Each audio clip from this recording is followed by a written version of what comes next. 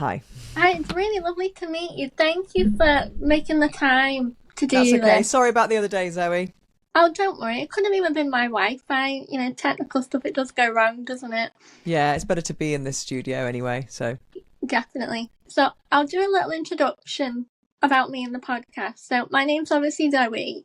I have limb-girdle muscular dystrophy type 1B.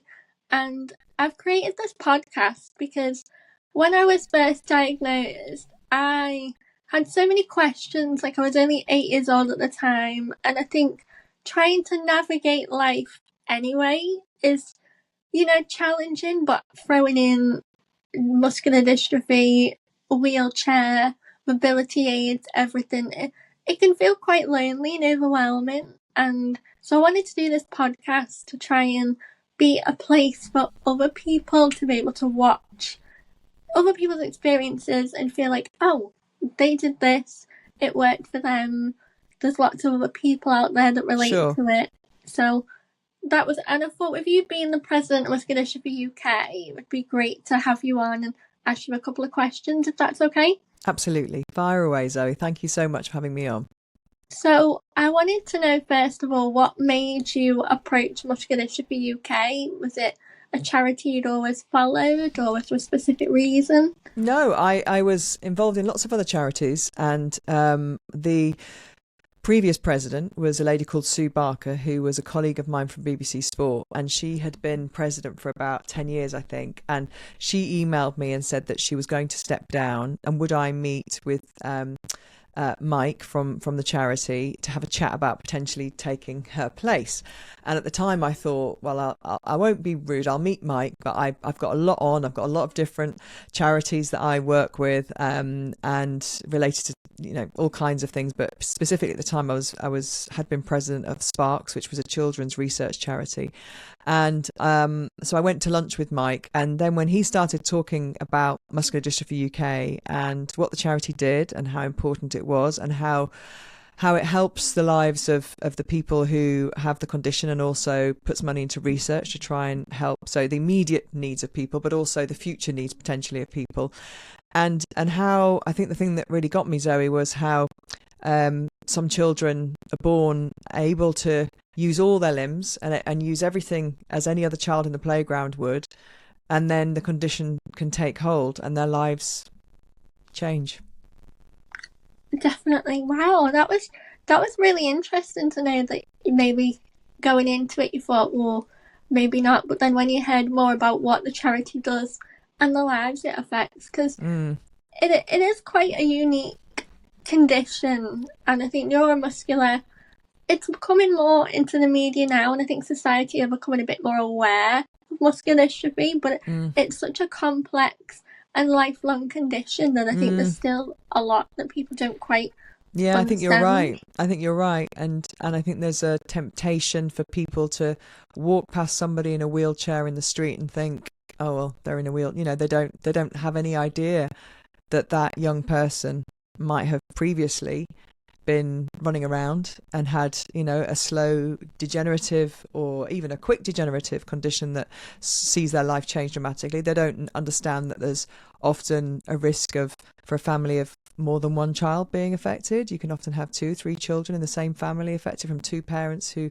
weren't in wheelchairs, and they don't understand the huge range of in the condition, and kind of how, people have heard of Duchenne's, for example, which predominantly can affect boys, but they don't Mm-hmm. necessarily know what that means. And so I think awareness is important, and you fighting through a really crowded landscape in charities. There's lots going on, and people, want to help, but they don't kind of know fully what that means and what does help look like. And so the thing that I think Muscular Dystrophy does very well, Muscular Dystrophy UK does very well, is to help the lives of people with the condition, create a community as well. I hear that time and time again from people Mm-hmm.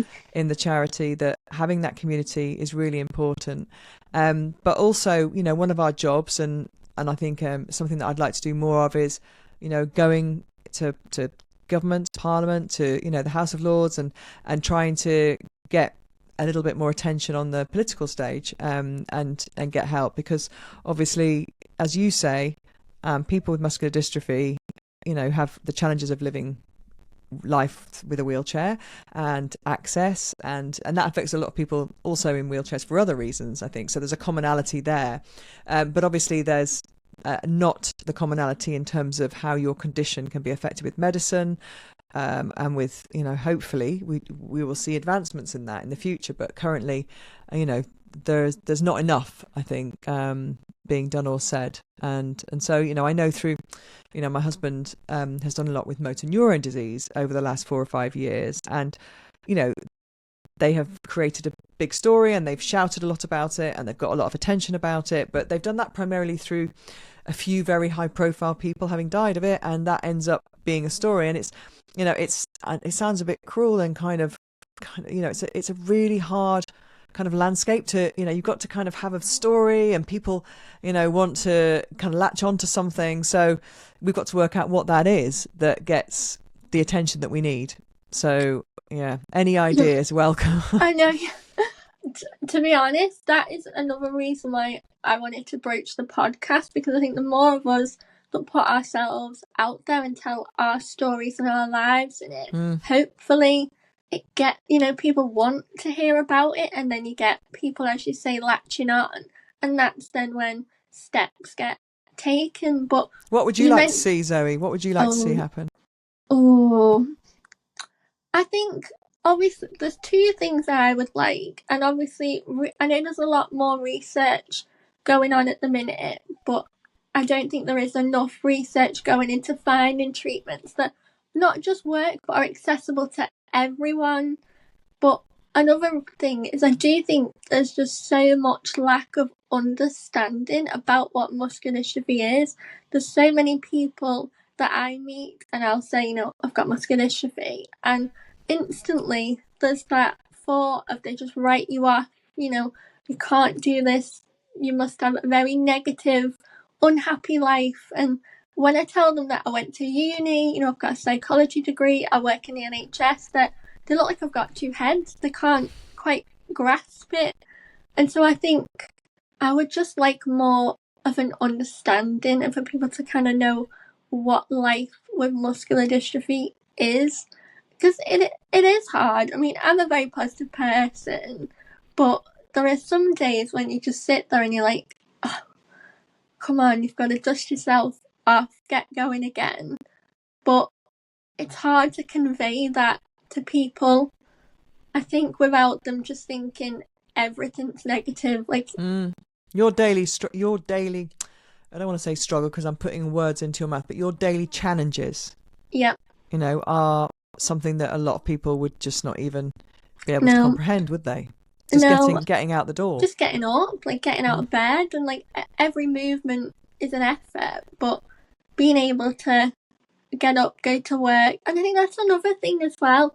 You have to find your own way of doing things and adapt to your situation, and that is another message I wanted to get out to the community of younger people with muscular dystrophy, that even when things are difficult, and as I say, every movement being an effort, you can still adapt to what you want to do. Don't get put off and feel like, well, I can't do that because I can't do it like everybody else. It's like, no, just find your way of doing it.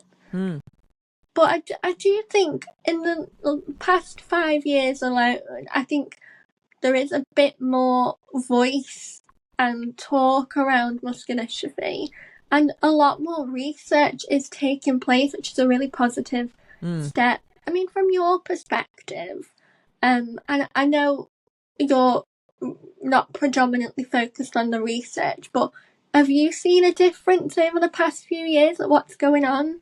It feels like, from what I've learned and seen, and, the various awards for muscular dystrophy gives out, and a lot of those kind of moments where I've been able to hear what the researchers are doing, it does feel like there's been some breakthroughs. But it takes a long time. Anybody listening to this who knows anything about NICE and medicine, it takes a long time from clinical trials through to something that can be administered by somebody in their home, and or even in a medical environment if they had to go into a medical environment for their treatment. So but there have been some really positive developments, and hopefully they will become mainstream. And usually when there's a breakthrough like that in a disease, it kind of leads to more, kind of down the track, and it comes quicker. So I hope that in a few years' time we'll see that, that coming. It sounds a long time, doesn't it, though? When you're living day to day, that sounds like forever, and you want something immediate. And that's why, we keep on raising funds and pushing for support from government as well, because obviously often with these things, and I've been involved in charities that do research before, often what happens is, I'm sure you know this, but people listening might not, that you do a small trial, and if that proves a certain kind of theorem, or it proves something is working, then government will put more money in to do a bigger trial. So often the trials that happen in charities like this, where they're looking for research, aren't necessarily the end game. It's the start of something. And of course, this is a global position and situation. So it's not just in the UK, although we do have a great reputation for research into muscular dystrophy and other diseases that perhaps are considered rarer diseases, and it's not very rare when it's yours, is it? When you're in that situation, it doesn't feel rare at all. And so I think, it's probably, you're in a good place. Do you know what I mean? To kind of in the UK to be around a community that is raising its voice and is also looking at the research situation really hard, because there's only so much that when you raise money for a charity, you look at the kind of bricks and mortar. So you look at kind of, are there buildings that we can help support? Are there people's lives that we can help support with better equipment, or adapting their homes, or giving people a break, so it might be families with young children, just taking them somewhere that makes life a little bit easier. But ultimately, the thing that really drives most of us is helping to change lives, and not just the kind of respite from the grind of a challenging life. I think that's another aspect that a lot of people don't quite understand unless they're involved in it. The domino effect on the family that muscular dystrophy has. And I keep, obviously, I follow Muscular Dystrophy UK, and I see a lot of the events that they do. But one thing that I really love about the charity is they take on the whole family, and they have the respite, the away days, the family fun days. And I think those events really do have such an impact, because it does just give everyone a break. It gives the whole family a break, and that is what they need. But I know you've probably been involved in different types of events with the charity, but is there one particular memory or event that really stands out to you? I suppose the awards, which I've been involved in quite a while now, when I hear the citations and the kind of things that people do at the awards, it makes me really proud of the community, because I think, as you say, families kind of have to all dig in together. And at the award last year, there was an award given to the brother of somebody, a young man with muscular dystrophy, and that brother had been so supportive and so keen that his brother should have as many rich experiences as he had, and those moments I think really stand out, because not everybody has that. That's what we've got to remember as well. Not everybody would have a sibling like that, and it's hard. And just because you might not have a sibling that is prepared to sacrifice so much of themselves for you doesn't mean that they don't love you. They might be struggling with it. They might be struggling kind of to work out how I can help, or they might feel resentful because mum and dad are spending so much time with Johnny. I don't get, the time with them that I'd like to have, so there's all sorts of dynamics in families. And I think the awards really highlight that, and they highlight the incredible caregivers, and they highlight the really amazing research. We always have an award for that there as well. So the awards really do give me a lot of hope, because I think it shows all aspects of the community as well. And I think, every year I go to BGC, which is a big fundraising day, and we're so lucky to be part of that, because that is about 20 charities that get chosen to get money from that. And every year I think, it's really great that we're here at this table, because it's very important to keep our position amongst, as I said before, the sea of charities that are out there. So yeah, I think there are some great events, as you say, that happen through the year, and there are some really important things to be a part of throughout the year. So I hope I kind of get to enough and see enough to get a full picture of what's going on in muscular dystrophy, and always, on social media, trying to kind of promote where I can what's happening, so that people do get an idea about it. And I personally feel quite responsible when people ask me that I want to explain what muscular dystrophy is, and try and give people a greater understanding of it. Nikki Fox has been on my podcast, The Midpoint, and she spoke really well, the broadcaster, about her challenges of living with what is, as we discussed, a daily grind for her to get herself out the house and get to work and have a visibility on television, which is really important as well. So the more I can do like that, I think it's about that kind of amplifying the story, if you like. Do you think, we've briefly touched on it, but for our listeners, and obviously what you understand about muscular dystrophy and what you're passionate about, is there anything you would like people that don't know anything about muscular dystrophy, is there anything you would like them to specifically know about it or understand about the challenges that people face?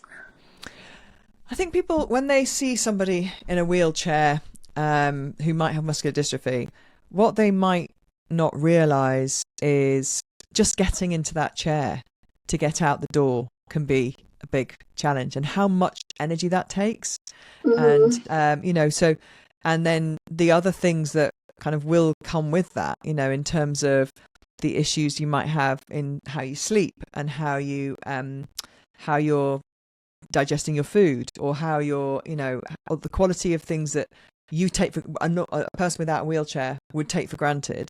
Just those things are really hard, and also how that can be degenerative, and this is not a case of, and what we're looking for obviously is a drug that halts that degeneration, and stops the muscles wasting more. And I think people don't think necessarily about, they think about they're not using the legs, but they maybe don't think about how the muscles are affecting your organs and how they're affecting other parts of your body. So I think most, and as I said before as well, because it's quite a complicated disease, so not everybody's situation is the same. And so I think having those conversations with people, it does give them, and especially people I think that have young children, when they realise this could be something that can just come along in your, without any previous signs, I think there is a real kind of emotional understanding of how challenging that can be for people. So I think just keeping on talking, and nobody, wants to, the thing that I see from all the people I meet through the charity, nobody wants people to have, feel sorry for them and have, that's not what anybody wants. They just want to be able to get on and do the things that they can in life to the best and contribute to the world and be positive. And that's what we're trying to achieve through muscular dystrophy as well, is to make that a possibility. So I think hopefully together we can all keep working towards that aim, and that message will get out there.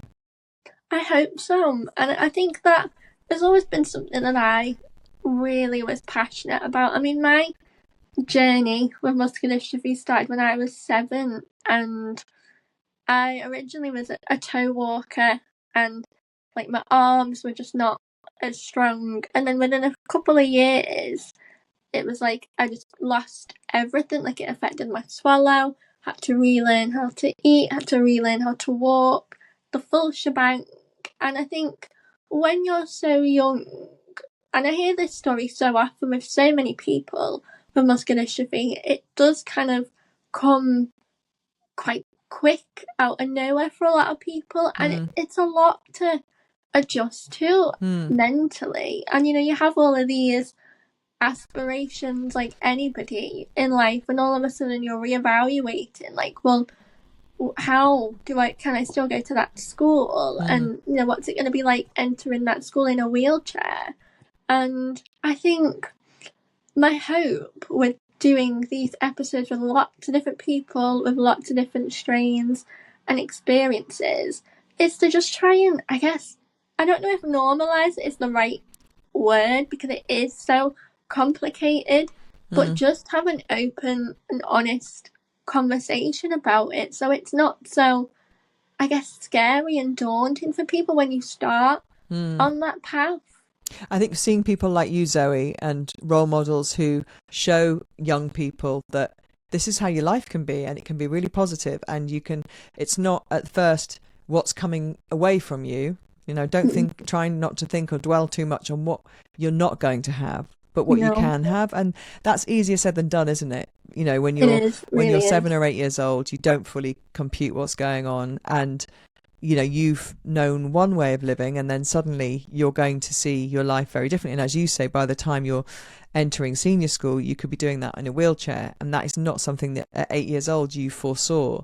And how your hopes and dreams will potentially shift and change because of things that you thought you wanted to do. So I think the mental aspect as well is really important, that there is support, because all of that we've just described could send somebody into a depression, couldn't it? And you know, you don't really know Absolutely. how to vocalize that as an 8-year-old, 9-year-old. And so clinical psychological support is definitely needed for young people, and then the families around them to keep that kind of support going, because it's the same for parents as well. You know, those parents would also have had hopes and dreams for their kids and seen a future in a different way, so they have to readjust their thinking. And the most impressive parents I meet are the ones who have got their heads around that, and they say, right, okay, this is how we're going to push our child's life forwards in this direction, what's going to happen, and what are the opportunities for them, and where can they do things that they feel normal, they feel like a normal teenage kid, or they, you know, Yeah.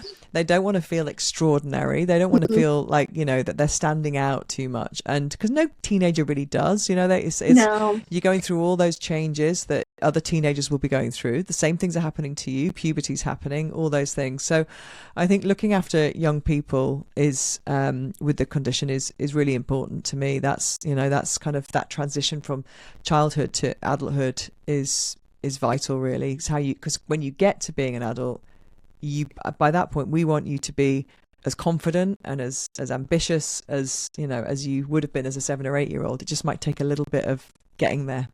Do you know what? I think that is something else I would like to maybe see a bit more in regards to resources. And I think there's so much support for the medical side, and there is a lot of mental health support, but I think the very specific needs of trying to navigate like the life side of it, like there's a lot of mental health support for navigating the medical trauma and the medical experiences, but in regards to trying to figure out questions for even just going through puberty or relationships, like I found dating quite daunting at first, because it's like, well, when do you have that conversation? Do you have that conversation about your health? Do you just sit down and have a big powwow about this is me, or do you just let them figure it out? And it's so, you have so many questions, and there's no rule book or anything. You have to just kind of figure it out. That's where the community, and I guess, can be quite supportive and helpful, can't it? Definitely. I think that's where social media has really opened up that side, because it gives people the chance to ask those questions and talk about it and be like, well, what did you do? So I think that has helped a lot. But I think, yeah, when you're young, trying to find the resources can be challenging. And that is something that because I work in the NHS, something that I have put forward to people that I know is, you know, let people know about these charities, let people know how to contact them. Because I only knew about Muscular Dystrophy UK late into my teens, and I look at it and think, gosh, if I'd have known when I was younger, that would have offered me a lot more support. But I think now the world of social media is a really big asset for those types of challenges, really. Yeah, you can find more people who have got experiences like you, and could give you advice as well, hopefully, and make friendships and be able to ask questions. So I think a lot of those friendships are they're just so important for everyone involved. I mean, even the parents, it's so nice for my mum and dad to be able to talk to other people that get it, because it can feel lonely. But it's just nice to feel like I'm in a room where people just get it. Like, if I'm not feeling great, if I want to step out for a bit. They get me. Yeah. Absolutely. Yeah, I think So, that's... sorry. Go on. No, I was gonna say, I'm I think very, that's really important. I get excited and I'm a proper little chatterbox when I get going. Well, that's why you've got a podcast, Zoe. I know, it's going well. Oh, Good. I'm really enjoying it, and I think it's nice to have a place to talk about things as well from my perspective. I found it quite therapeutic. So that's Good. something I'd advise to any listeners of Muscular Dystrophy. Just start a podcast and have a bit of a chat. Yeah. Well, hopefully a lot of people get a lot out of your podcast. Thank you. I hope so. I'd like to think so. But before we round up, is there anything you would like to say about Muscular Dystrophy UK for anyone that doesn't know about it? Well, anybody who's listening to this who doesn't know about it, check us out. Go to the website, have a look at our social media. And if you're in a position where you think you can support us, we love that as well. If you're in a position where you want some support, just contact us, because there are amazing people who work at the charity and they will put you in touch with the right people, the right community. It might be on Facebook. There might be somebody within the charity who will make a phone call and get you what you need. But that's our aim, is that people feel supported and they understand that they're not alone, and that they've got somebody there who is on the end of the phone, or is in a Facebook chat group, wherever they kind of connect to, who they can feel a kinship with. So thank you so much for letting me on today, Zoe. No, honestly, thank you so much for coming on. It's been amazing. Thank you for your time. I really do appreciate it. It's an absolute pleasure. Thank you. Thank you. Well, lovely to meet you. Enjoy the rest of your day. Thank you, Zoe. And